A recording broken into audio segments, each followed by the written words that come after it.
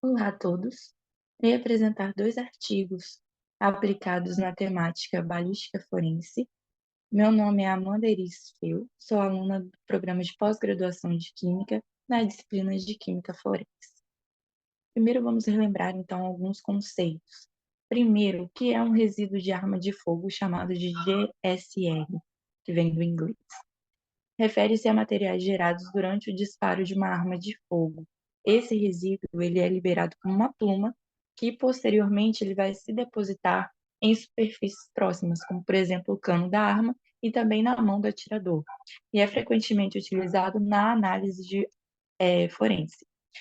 Para essa análise é avaliado o resíduo inorgânico de tiro, principalmente, né, onde é avaliada a composição e morfologia das partículas, tanto individuais quanto a composição geral dessa população de partículas, através da microscopia eletrônica de varredura, chamada de MEV ou SEM, com a espectroscopia de raio-x por dispersão de energia ou energia dispersiva, chamada de EDS, onde são avaliados principalmente os metais chumbo, bário e antimônio, também podendo ser avaliados chumbo, bário, estanho, cálcio e silício.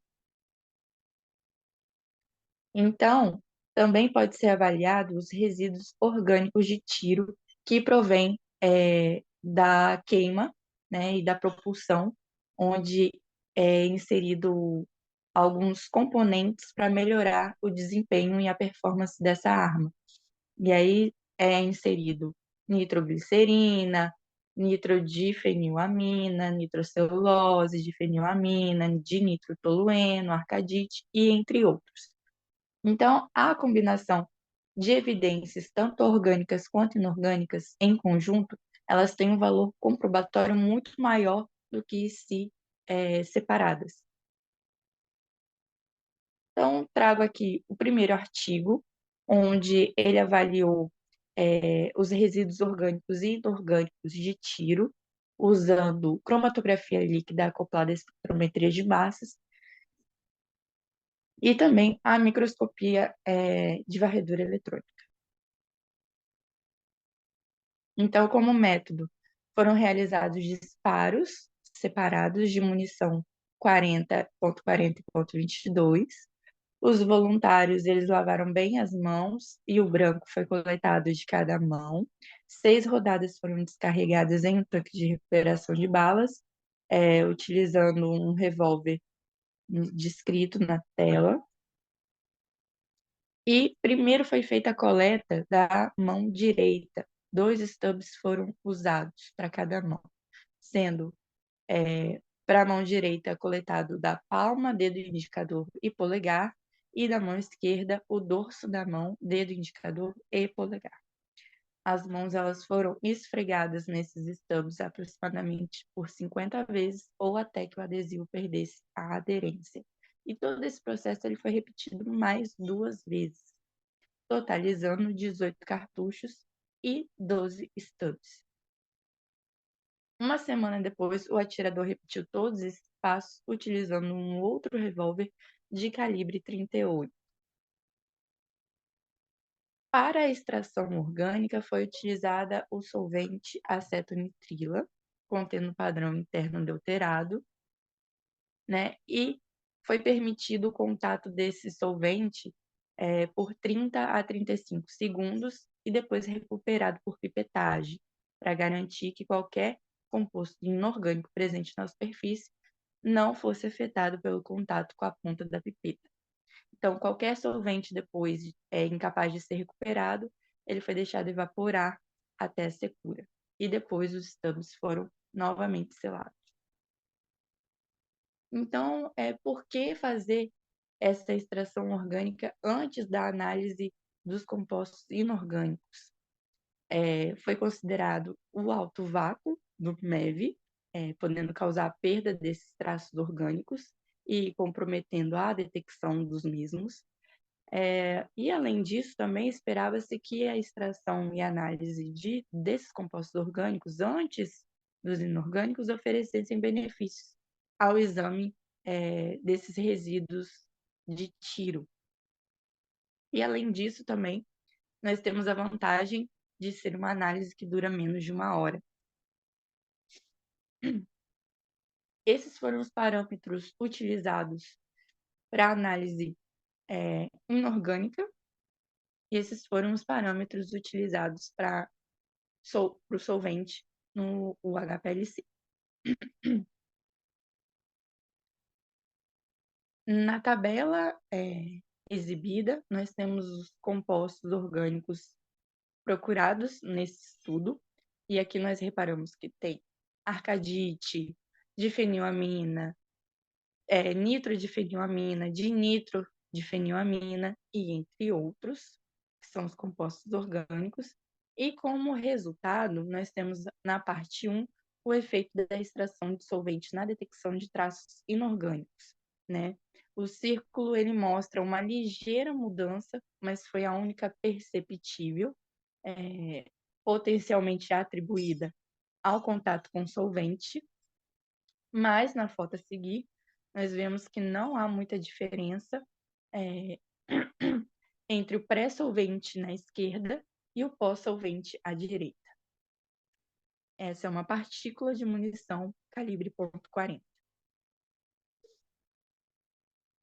Também foi realizada a contagem de partículas pré- e pós-solvente para a munição, para os dois calibres. Nós notamos que, para a quantidade de chumbo, no calibre .22, a quantidade aumentou, enquanto no calibre .40 a quantidade diminuiu. Porém, o total de partículas aumentou em ambos os casos, o que é muito bom. Ou seja, aqui nós temos um mapa de distribuição das partículas características de IGSR, e nota-se que não há tanta diferença entre o pré-solvente e o pós-solvente, o que é muito bom. Ou seja, mesmo extraindo os compostos orgânicos, não afeta a análise dos compostos inorgânicos. Tem-se aqui uma partícula característica originária da munição calibre .40 detectada no stub após a extração orgânica, ou seja, foi possível identificar aqui chumbo, bário e antimônio. E depois de comprovada que essa extração não afeta tanto os compostos inorgânicos, foi realizada, então, a análise da eficácia dessa abordagem. E temos aqui a apresentação do cromatograma, obtidos usando padrões de referência. Dois compostos, eles coeluem, mas podem ser distinguíveis por seus espectros de massa. Também foi aplicada a duas outras armas, e aqui nós percebemos que existe um composto que não foi identificado, dois compostos que não foram identificados em nenhuma das duas armas, mas o autor sugere que esses compostos não foram identificados devido à sua degradação em outros compostos. Mesmo que o solvente só pudesse entrar em contato com o stub por menos de 1 minuto, a extração foi bem sucedida e suficiente para a detecção, usando a cromatografia líquida, e que é um método rápido que permitiria que os investigadores fossem avisados em um tempo relativamente curto, e também traz um resultado mais confiável quanto à detecção tanto dos compostos orgânicos quanto inorgânicos.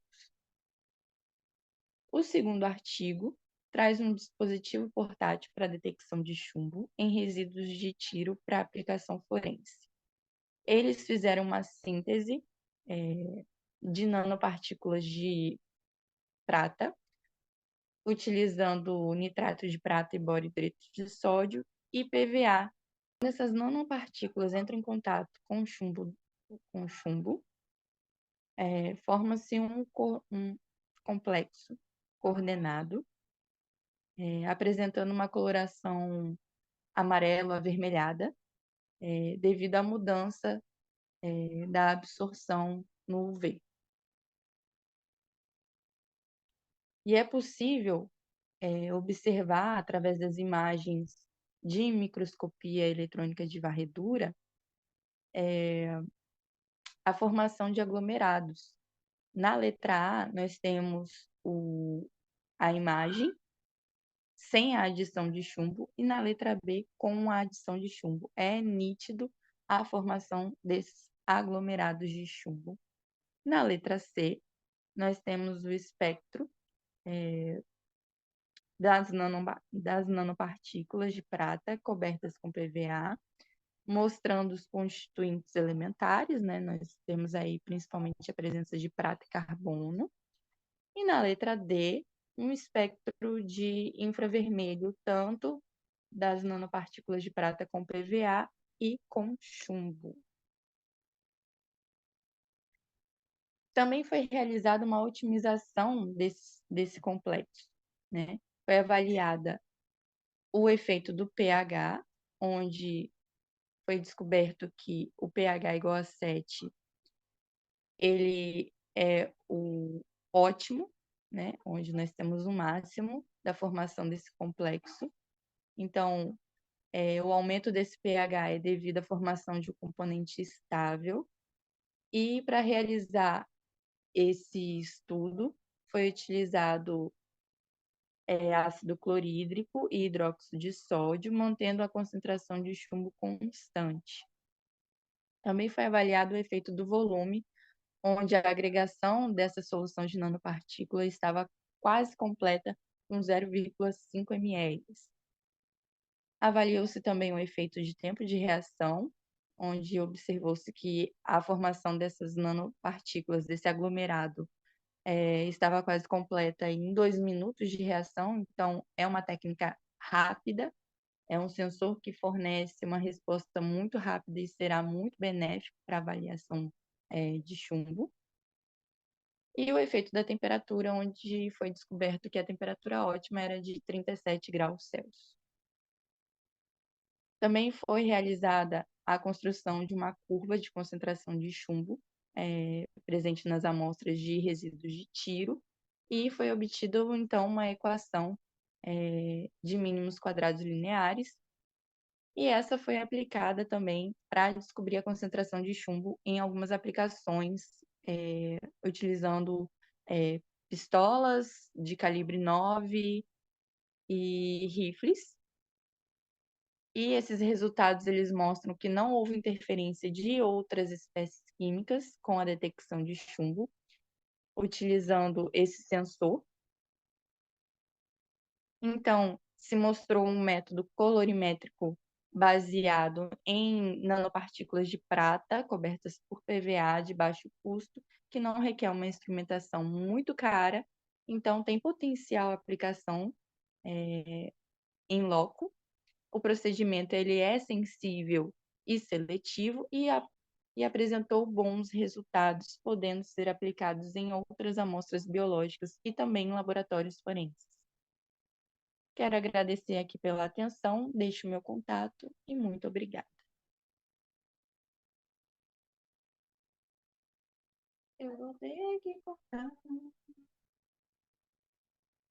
Cristo Senhor.